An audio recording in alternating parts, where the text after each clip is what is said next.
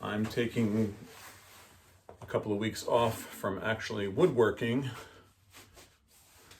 I kind of feel like I'm not in my uniform if I don't put this on in order to have a discussion with my friends at the middle school.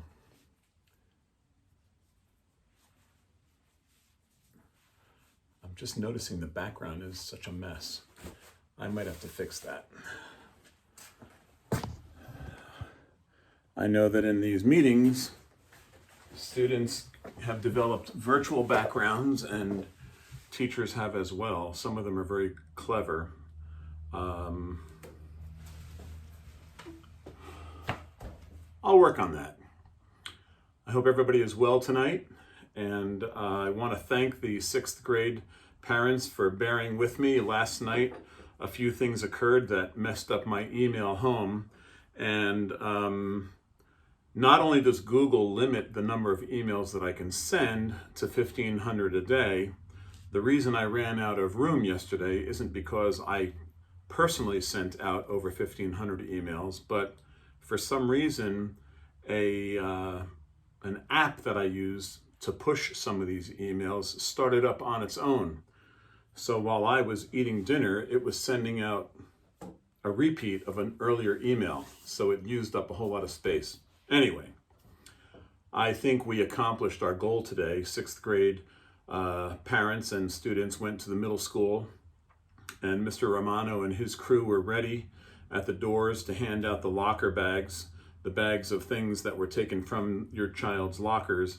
And we are going to do 7th grade tomorrow.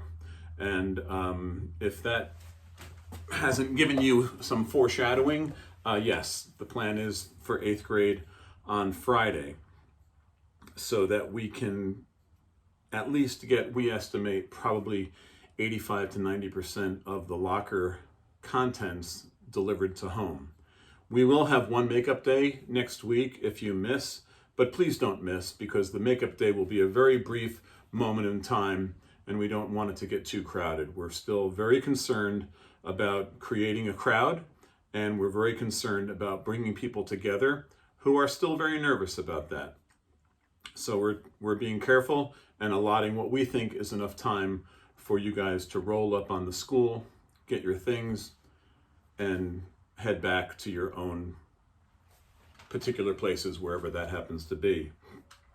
I did want to share that we will be taking care of 7th grade tomorrow, as I said, and tonight's email designates what time period is best for you to show up. We have 5 half hours that we're dealing with, and we've broken that up alphabetically to make sure that we don't get too crowded at the middle school at any one time.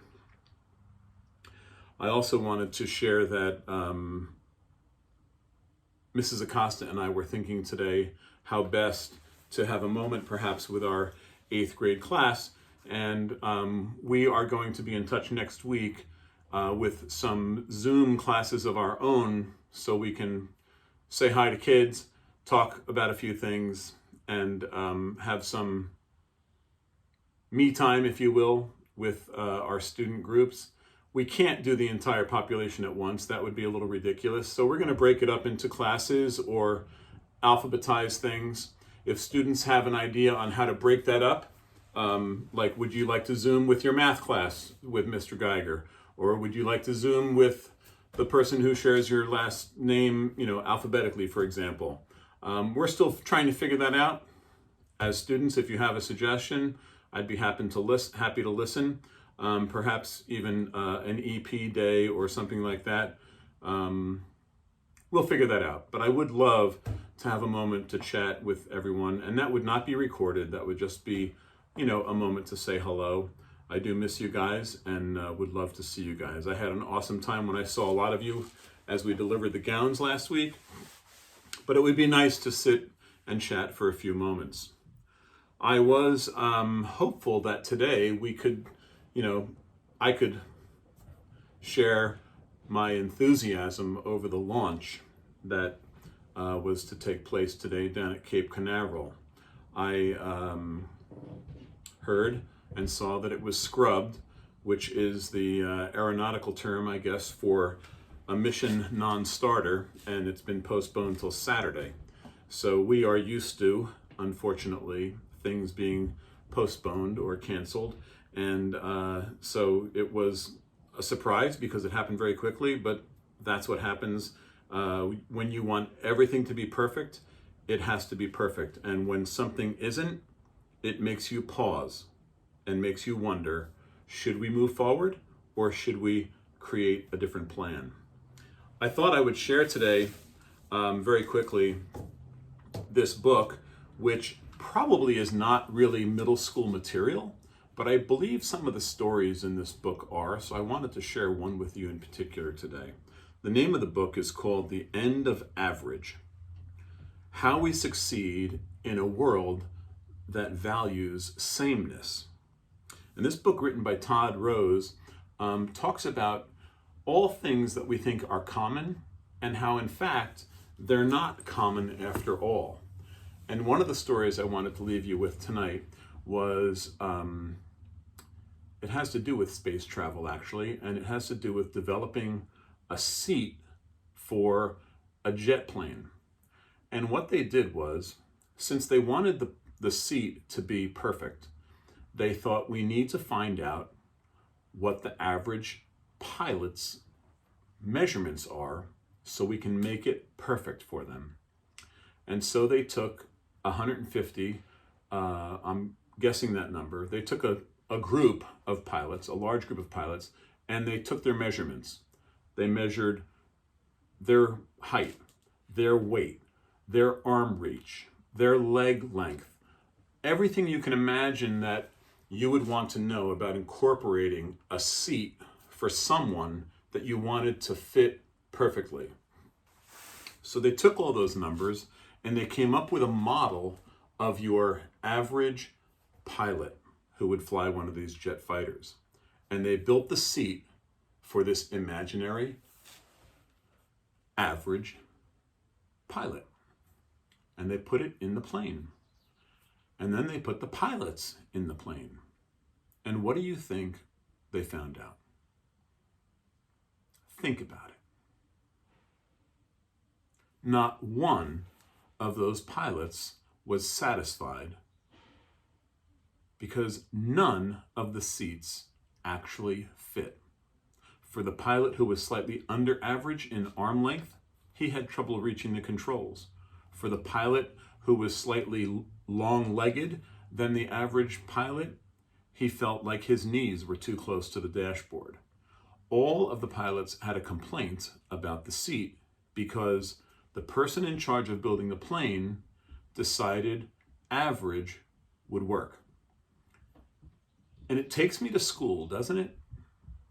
When you're in a classroom, we try our best to differentiate and we try our best to determine what is best for each child in the room, and we don't want to give them the average response or the average wait time or the average anything.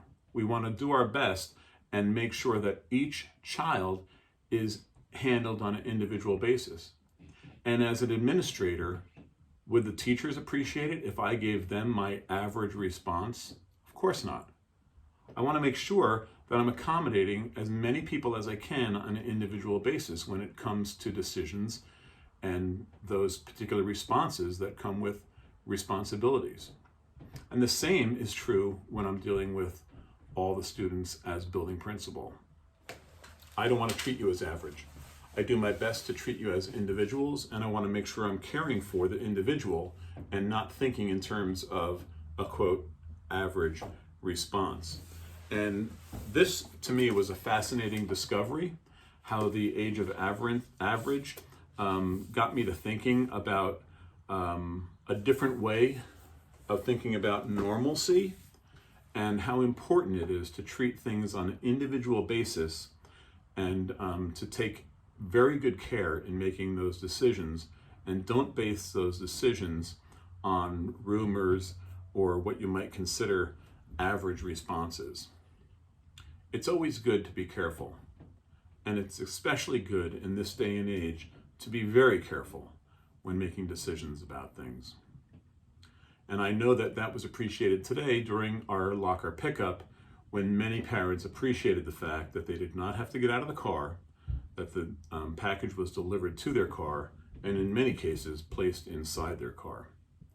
And more than one parent, appropriately enough, requested that the package not be delivered to the car, that they would take care of it themselves once it was delivered close enough to the car. And so we're happy to accommodate everyone as an individual and not treat them all the same. No one is an average person. Everyone has very special things that make them unique. And I guess that's the message for tonight. I hope you enjoyed it, and I'm hoping that I won't have a meeting tomorrow afternoon, and I might bug out of the Geiger household and take a run up to school and hope to see a couple of people at least picking up their locker things. So until then, have a wonderful evening. I am thinking of you. Stay safe, stay healthy, respect your parents, and get to school, children. School is still in session. Have a good night.